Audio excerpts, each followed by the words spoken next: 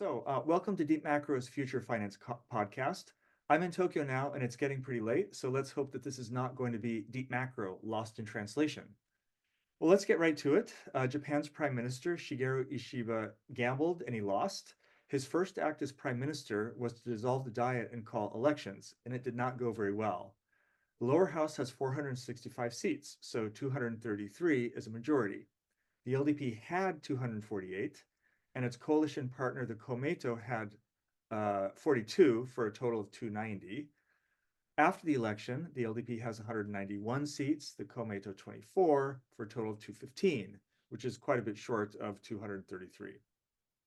The PM says he's going to stay on and promises, quote, stability, but what that means, because he has really only brought instability so far, is anybody's guess. Could it be a minority government, a broader coalition, a new prime minister? Who really knows?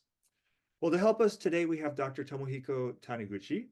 Dr. Taniguchi started his career as a journalist at the premier Japanese newspaper, the Nikkei. He's a longtime analyst of Japanese politics, and he was former Prime Minister Shinzo Abe, English language foreign policy speechwriter. He's deep in the councils of the LDP, and we are very lucky that he is sharing his time with us tonight while the election is still fresh. Dr. Taniguchi, welcome back. Thank you. Thank you very much. It's always a pleasure for me to be with you. So tell us what just happened. Shigeru Ishiba, as you mentioned, made a huge gamble, believing that he was grossly popular among the ordinary voters nationwide. There was a reason for him to believe that. Poll after poll for many years have indicated that he is the primary candidate for the next prime minister. He gained his fame, or notoriety, if you like, by harshly critiquing Shinzo Abe, as you say, my former boss, from behind. So he was like a character of bad person, and as such, he was not that much popular among the LDP politicians. But perhaps because he hid nothing about his criticism towards the incumbent administration, he gained popularity from among the voters, or so believed. And then the ultimate test was conducted Sunday, this last Sunday, and the results are what you have just described, Jeff. It was a stunning loss, stunning failure for Ishiba, uh, as serious as the defeat that LDP had to suffer back in 2009, 15 years ago, which at the time paved the road for the change of government that introduced Democratic Party of Japan in power. The next couple of weeks, 10 days, 20 days, will be very much crucial, and I would say not so much beautiful to look at, because there will be intra party negotiations, struggles, if you like, among party leaders within the LDP. Some would say it's solely on the responsibility of Shigeru Ishiba that caused this tremendous failure for the LDP. And some would say to blame Ishiba would once again repeat the intra party serious fight and struggle that actually had taken place prior to Shigeru Ishiba becoming prime minister. I'm talking about the leadership election that took place in September. And remember, the first round, the round that involved rank and file members, grassroots members of the LDP, actually pushed not Shigeru Ishiba, as had previously been believed, but Sanae uh, uh, sorry, when I'm using my foreign Takaichi. brain, uh, Takaichi, Sanae Takaichi, as the most powerful candidate for the leadership position. And then the second round that involved mostly parliamentarians of the LDP Mm. chose not to select Takaichi but Ishiba. Uh, and since that time, there has been a grudge among those behind Takaichi, and those behind Takaichi, many of whom were previously members of the Abe group. And there was an orchestrated action, if you like, conducted and designed by some, like former Prime Minister Kishida Mm. and the party Secretary General Moriyama, and surprisingly, one of the faithful colleagues of Shinzo Abe, Yoshihide Suga, Right. who chose not Takaichi but Ishiba. So there might be a repetition of that sort of nasty intra-party struggle, and Right. that would help no one. So that's what's going to happen. Right. Would you say, obviously, aside from the intra-party struggle, more broadly, I think you've written before and mentioned that there's kind of two broad sort of wings within the LDP. And are we getting sort of, I mean, the LDP has always been a kind of catch-all party, represents a broad sector of the society, which is why it's been able to stay in power. But it seems as if there's a more conservative and a more liberal wing. Could you maybe elaborate on that? Right. Since its beginning in 1955, the LDP has always been, as you say, a catch-all party or a broad church. One thing that bound this broad church together was the conviction that Japan desperately would need the alliance with the United States, and for that matter, the LDP was the only party during the Cold War that stood firm in uh, uh, asserting that the United States and Japan Security Treaty would be the linchpin for the Japanese security. And since the Cold War ended, the East West conflict has melted a little, and then the LDP has had more diverse views. Now, I always say that the LDP is divided into two camps, which I call progressive LDP and conservative LDP. Call it PLDP and CLDP. CLDP was pretty much embodied and led by the late Prime Minister Shinzo Abe, and afterwards some within the Abe group who actually were ousted by the party, and people like Sanae Takaichi. And PLDP is softer towards China, for instance, and PLDP is more, let's say, susceptible to what the Ministry of Finance says about Japan's fiscal situation. And PLDP, of course, is for social welfare provision, and PLDP also is for DEI, diversity, equity, inclusiveness, and so on and so forth. And in that sense, PLDP finds more common grounds than otherwise with some of those opposition parties. I see. Okay, interesting. So then let's think about what's going to happen from here. And obviously, the next couple of weeks are going to be messy, like you mentioned. But would you say that we're more likely to get a minority government that would just pass legislation piece by piece with party by party, or will the LDP bring in another party or two to make a broader coalition with an absolute majority? They're testing two of those possibilities.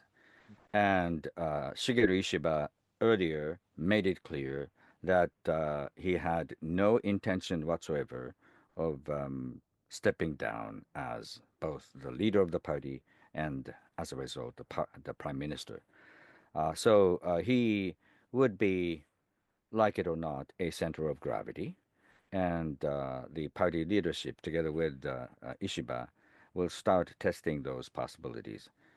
Already, the LDP has sent a strong hint or invitation to one of the moderate opposition parties, uh, which has also gained a substantial number of seats, to form a coalition government, or as you say, to form a ad hoc coalition, depending on which legislative matter they're talking about.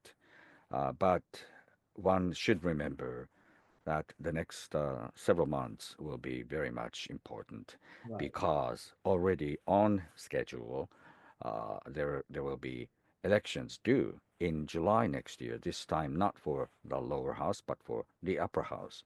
Japanese upper house, unlike House of Lords of the United Kingdom, is very much a powerful veto body.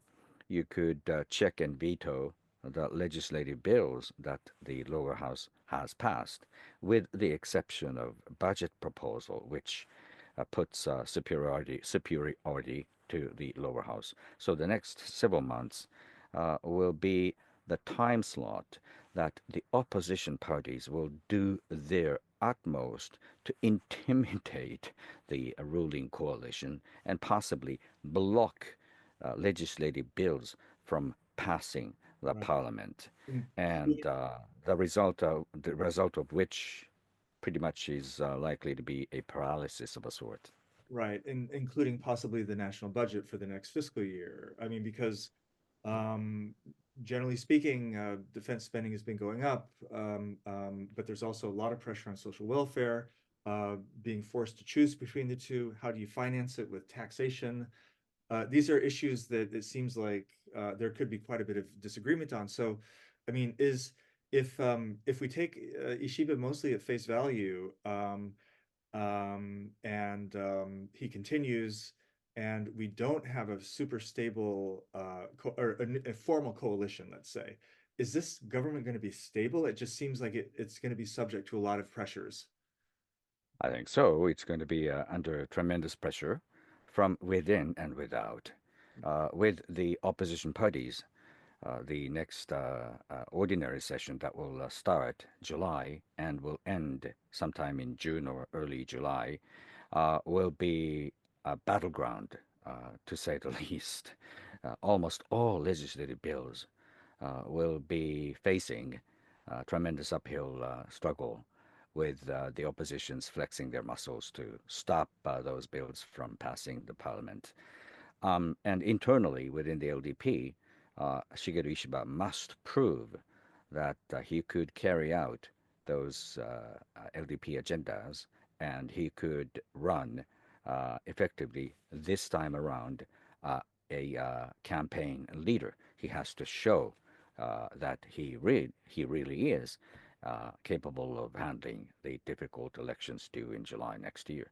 So the administration of Shigeru Ishiba will be far from stable. In this occasion, when uh, the next budget must be effective in boosting people's consumption. The consumption is very low. True, the Japanese GDP has grown quite a lot. You're looking at the nominal GDP of Japan, which is the biggest in history, but it's caused by inflation, to be honest. So you must help support the elderly citizens, weaker people, and so on, by subsidizing their living standards, living cost. But um, Shigeru Ishiba, known to be very much interested in building Japanese military capabilities, so he must be interested in carrying out the agenda of beefing up Japanese military by spending more. But the challenge is, how could you finance Right. the defense budget, and that's going to be even harder for the Japanese government to do as planned. Let me focus on a couple of these policy issues, and see how you might think the government is going to handle them. At least to investors, which is a lot of deep macro's bread and butter. Monetary policy and inflation are probably the most important issue, and you've mentioned inflation several times. I mean, how important do you think that inflation is to the average voter, in the ranking of issues that created this sort of dissatisfaction with both Kishida and now demonstrated to Ishiba. Is it really important, or is it something that investors focus on too much? Bear in mind that I don't have a broad statistics handy, but I'm telling you, based on my gut feeling and my observations around my around where I am, inflation is higher, of course, but the inflation Japan has undergone, I think, is inflated Mm, in its meaning, in its significance by the pundits and economic analysts and newspaper people. Uh, After all, it bites pensioners more than ordinary folks. And the thing is, because Japan is uh, with a lot of elderly citizens on pension funds, it sells as a story. But the poverty ratio is not actually going up. It's rather the same. And if you look at the young people, childbearing generations, uh, their concerns are not so much inflation of the present as what would happen in the future. mm, And in that sense, the leaders in Japan have failed to create a believable narrative, not necessarily for the elderly, but also more for the younger generations. And something has to be done if you wish to be selected once again as a reliable party. I'm talking about the LDP leadership. So that narrative has been lacking throughout the election campaign, which puzzled me very much. mm. Yeah, no, I think that's actually well put, the believable narrative, and I think it probably is applicable in many other countries too. Um, but on the specific side, again, I don't want to get too technical, but would the government, again, maybe this is inflating the issue of inflation, but certainly there's a lot of media stories that it will be very difficult for the Bank of Japan to raise interest rates because, and I'm not quite sure, so I just wanted to get your opinion on that. Would a new government or a continuation of the current one actively oppose the bank if the bank decided that it had to raise interest rates? The incumbent administration of Shigeru Ishiba is um, populist, if you like, when it comes to economic management, with the exception of Shinzo Abe, who had developed a strong set of views and opinions about macroeconomic management. Shigeru Ishiba has not known to be, has not been known to be specifically knowledgeable about economic issues. He has said a number of times that he's very much keen on defense issues and, by extension, probably the foreign policy issues.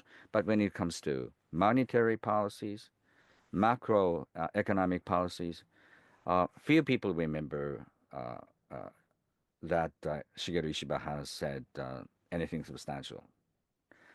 That means that Shigeru Ishiba uh, has been and will continue to be more susceptible to number one, what finance ministry, sorry, what finance ministry would say, and what experts within the Bank of Japan would say. So I don't think there is any edgy confrontational relationship between the governor of the Central Bank of Japan, and the head of the government, Prime Minister Shigeru Ishiba.